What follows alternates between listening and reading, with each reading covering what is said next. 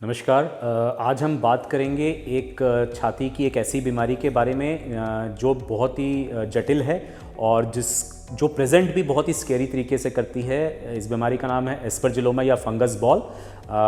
इसके बारे में बात करेंगे कि ये क्या होता है, कैसे इसका ट्रीटमेंट किया जाता है। मैं डॉक्टर हर्षवर्धन पुरी, मैं कंसल्टेंट चेस्ट सर्जन हूँ, थोरेसिक सर्जन हूँ मेदांता हॉस्पिटल गुरुग्राम में। तो हिमोप्टेसिस क्या है? बेसिकली हिमोप्टेसिस होता है बलगम में खून आना। बलगम में खून आने के कई कारण हो सकते हैं। इसमें हिंदुस्तान में एक बहुत मेजर कारण है टीबी, और टीबी की कई प्रकार के सीक्वले होते हैं, जिनमें से एक बहुत मेजर है एस्परजिलोमा। एस्परजिलोमा जिसको पल्मोनोलॉजिस्ट या चेस्ट के जो डॉक्टर्स होते हैं वो फंगल बॉल कहते हैं।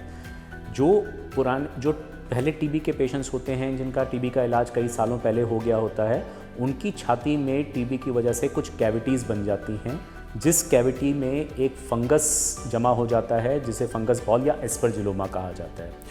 अब ये एस्परजिलोमा क्या करता है? कई बार तो ये बहुत बिल्कुल शांत बैठा रहता है और कुछ नहीं करता, पर कई पेशेंट्स में इसके हिलने की वजह से या इसकी वहाँ प्रेजेंस की वजह से और बहुत सारे मेथड्स से ये बलगम में खून लाने की प्रॉब्लम कॉज करता है। कुछ पेशेंट्स में ये खून लाना बहुत कम होता है, स्ट्रिकी हिमोप्टेसिस कहते हैं, और कुछ पेशेंट्स में इतना खून आता है कि उनकी जान पे बन आती है।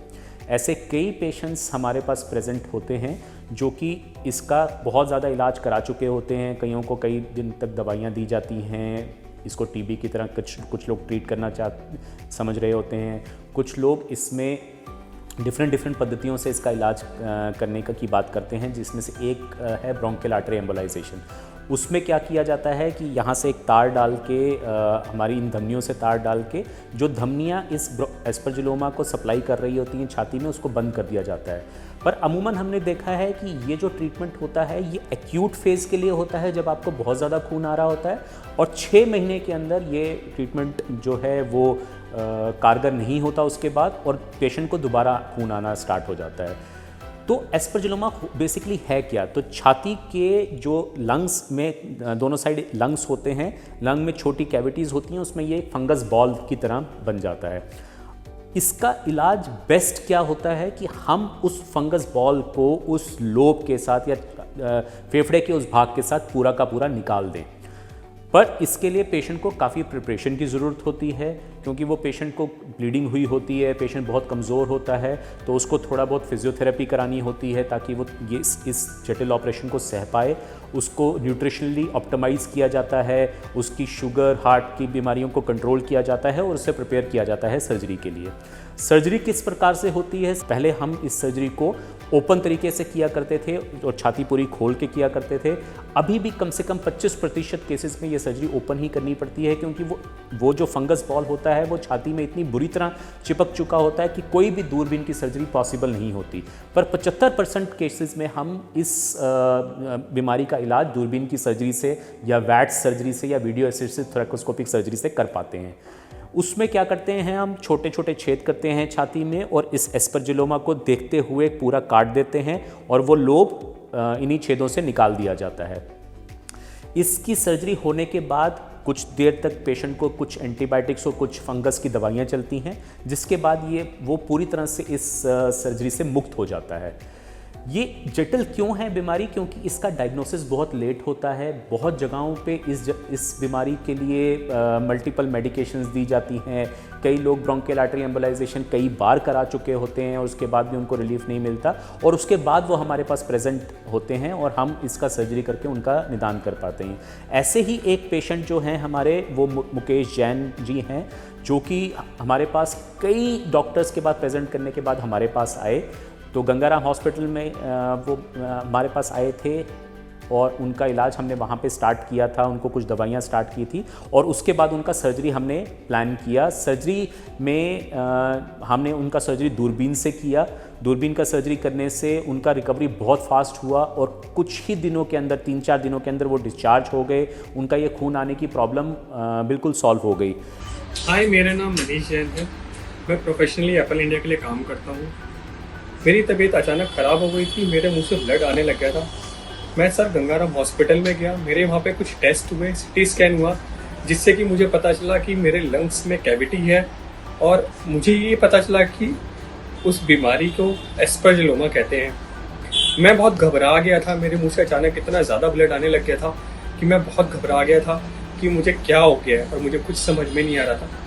मुझे वहाँ पे डॉक्टर हर्षवर्धन जी ने ट्रीट करा। डॉक्टर हर्षवर्धन जी ने मुझे समझाया कि मेरे लंग्स में कैविटी है जिसका ट्रीटमेंट सर्जरी है। सर्जरी के नाम से मैं बहुत ज़्यादा घबरा गया था, बहुत ज़्यादा परेशान हो गया था, मुझे समझ में नहीं आ रहा था कि क्या होगा, कैसे होगा। डॉक्टर हर्षवर्धन जी ने मुझे बहुत समझाया, मुझे बहुत अच्छे तरीके से ट्रीट करा। उन्होंने मेरे दिल में जो जितने डाउट्स थे सारे क्लियर करे। उन्होंने मुझे एक बहुत अच्छी सहानुभूति दी कि हम आपका ट्रीटमेंट बहुत अच्छे तरीके से और सक्सेसफुल करने की पूरी कोशिश करेंगे और आपकी जो सर्जरी है वो हम दूरबीन से करेंगे और बहुत आसानी से और अच्छे तरीके से हम करने की पूरी व्यवस्था करेंगे। मैं बहुत इतना घबराया हुआ था कि मुझे कुछ भी समझ में नहीं आ रहा था कि मैं क्या करूं और क्या ना करूं। डॉक्टर हर्षवर्धन के कहने पर उन्होंने मेरे को इतनी सहानुभूति दी कि मेरे को समझ में आया कि हाँ, मेरे को अब ये सर्जरी करानी चाहिए। मैंने सर्जरी कराई, मैंने ऐसा ट्रीटमेंट कहीं नहीं देखा। जब मेरी सर्जरी हो रही थी तो मेरे घर परिवार वालों को सारी एक मिनट की खबर दी जा रही थी डॉक्टर हर्षवर्धन की टीम के थ्रू कि मेरी सर्जरी कितनी हो गई है, क्या ट्रीटमेंट चल रहा है और कितना रह गया है। पूरी एक चीज़ एक मिनट की खबर मेरे घर वालों को डॉक्टर हर्षवर्धन की टीम के द्वारा दी जा रही है। आज मैं बिल्कुल ठीक हो गया हूँ। सर्जरी के बाद मैं बिल्कुल ठीक हूँ।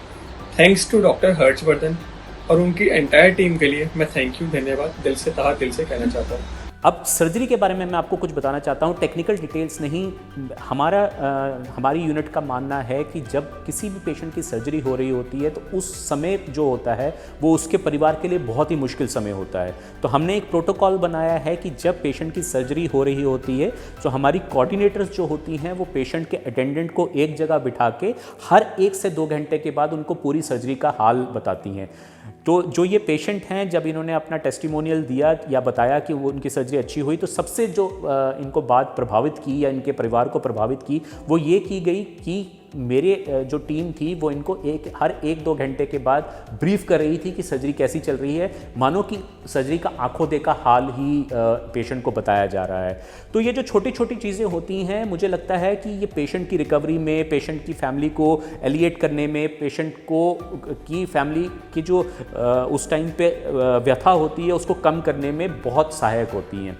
और क्योंकि हम उनकी सर्जरी दूरबीन से कर पाए इसलिए बहुत ही अच्छे रिजल्ट्स रहे और पेशेंट बिल्कुल ठीक होके आज अपने काम पे वापस जा पाए। अगर ये वीडियो पसंद आया है तो वीडियो को लाइक करिए, चैनल को सब्सक्राइब करिए और बेल आइकन को प्रेस करिए ताकि चेस्ट सर्जरी के बारे में जो भी हम वीडियो बनाते हैं वो जल्दी से जल्दी आप तक पहुँच पाए। आपके कुछ क्वेरीज़ हैं अगर इस चेस्ट सर्जरी के बारे में तो कमेंट सेक्शन में लिखिए, मैं कोशिश करूँगा कि जल्द से जल्द आपकी क्वेरी का आंसर कर पाऊँ। धन्यवाद।